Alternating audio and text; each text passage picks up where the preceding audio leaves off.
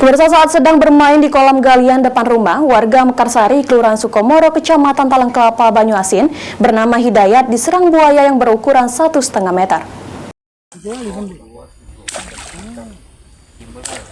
Kejadian tragis itu terjadi saat Hidayat bersama 3 temannya bermain di sekitar kolam bekas galian.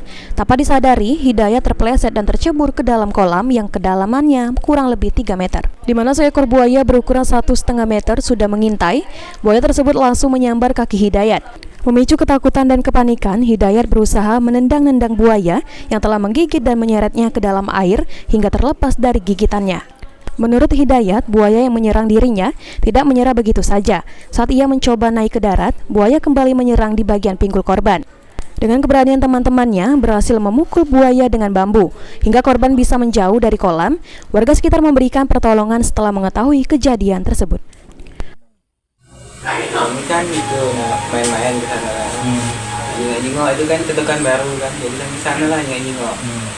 Nah itu kan ada membutuhkan dua. Nah kami terpeset itu, kebetulan habis hujan, licin tanah tuh terpeset. Nah buaya telah nunggu di bawah. Sudah dia nunggu kan di bawah, langsung tariknya aku ke tengah. Ya lepas pas dia narik ke tengah. Pinggir lah aku berenang. Udah tuh dia langsung itu nganu ke pinggang, lepas langsung kawan aku bawa bambu untuk nganu ke buaya, langsung tariknya langsung naik ke bocor.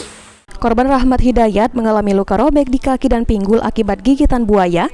Saat ini korban sedang menjalani perawatan jalan di rumah oleh keluarganya.